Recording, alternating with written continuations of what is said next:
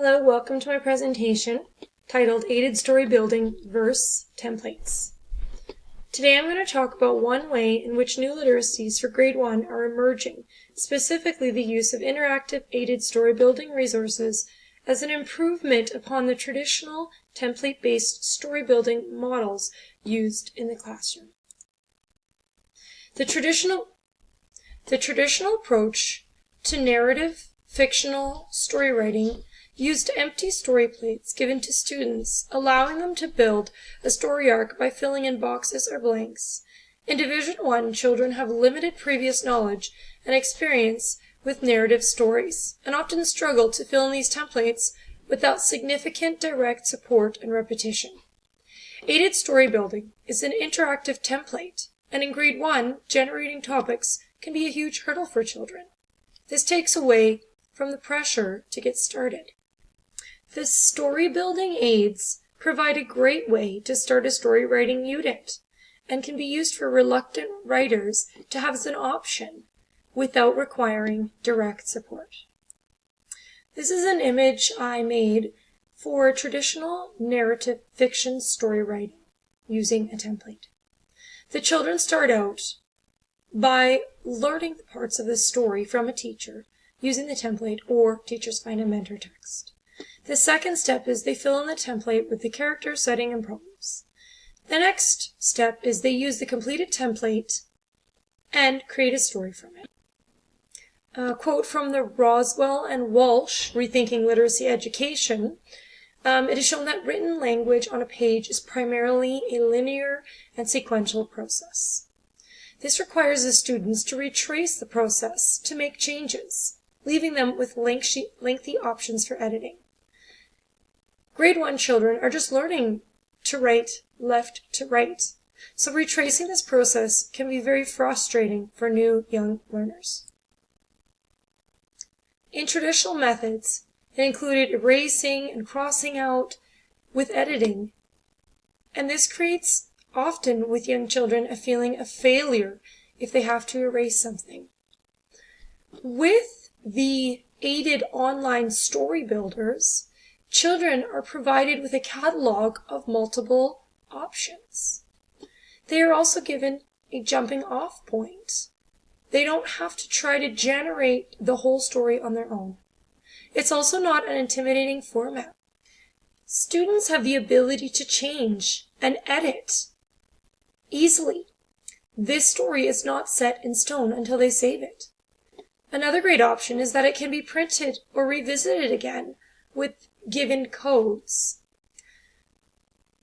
Aided online story builders also have a mixture of oral and written components that go with each image of the story. And finally, the story elements are very clear. They must choose each story element in order to create a proper, complete story. They are not allowed to skip out on any elements. And it doesn't need to be directly taught. There is an image that shows the choice of a character, the choice of their struggle, and solutions. In the past, erasing and crossing out gave them a feeling of failure. And trying to reread a 6-year-old's writing the next day without having them reread it right away is very frustrating because most of the time it is forgotten. In grade 1, they are also just learning the process of letter formation, so they don't even know what they wrote.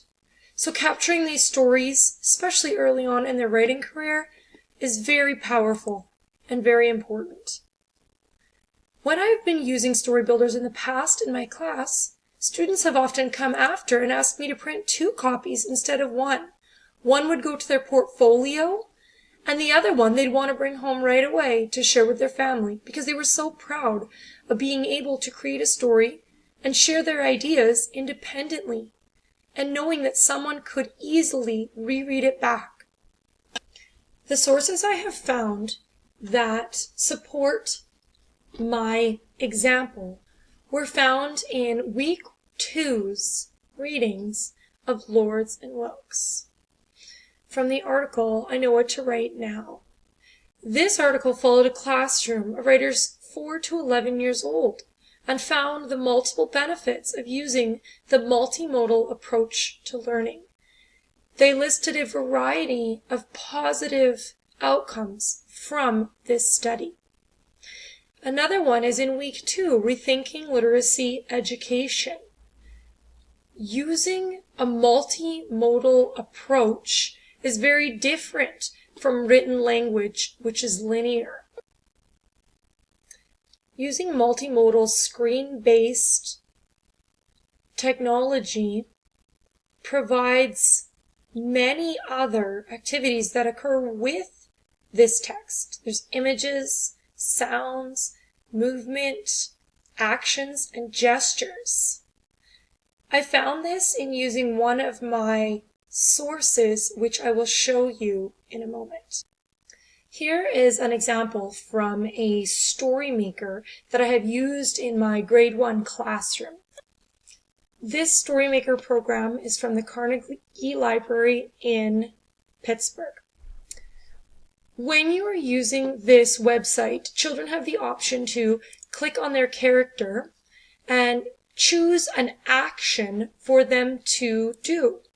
So I could make this little fox roar. The students loved this. And as you saw at the bottom, it generated text. It took away the apprehensions of trying to sound out words, and they could just get right to the storyline. It was very successful in my classroom. Here is another example of one of the other resources that supported my topic. It is a corporate e-learning website, and I really found this powerful because this goes out into authentic world experiences. This article is about the benefits of using stories in e-learning. And one part of this article that spoke to me was number 5, retaining and recollecting information. How the elements of storytelling can give a message and make the learner experience certain situations and help them remember and recall information.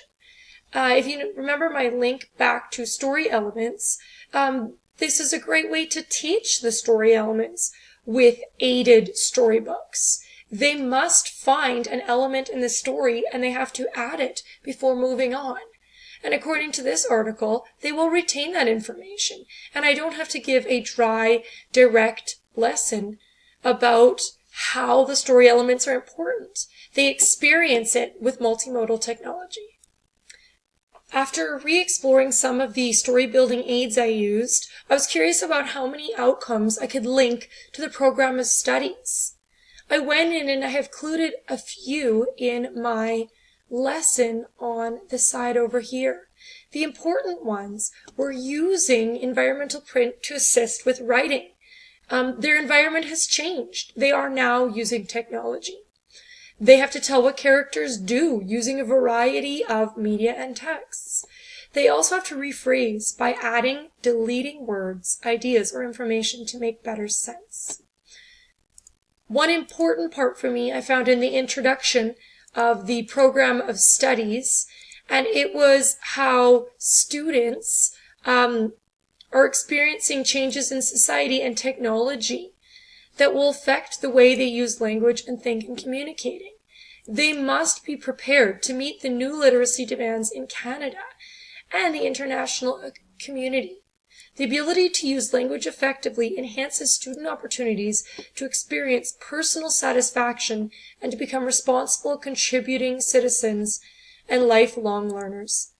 We must embrace technology. It is in our Alberta Program of Studies set out by the government. So after finding so many outcomes that supported using this format, I feel very empowered to use it and not just as an exploration time in computer class. This also got me thinking about the future. Children are exposed to smartphones everywhere. It's safe to say in the next few years, children will have regular access to smartphones. Parents can help children document learning in authentic situations outside of school. The children can choose what they take photos of and write a narrative to share it in class later. Here are some of my references that I have called upon. And if you're interested, here are some of the aided story building websites I referred to. I leave you with a question. Are there any other user-friendly story building websites that you have had successful with in your own class? Please share them with me. The grade ones would appreciate it. Thank you.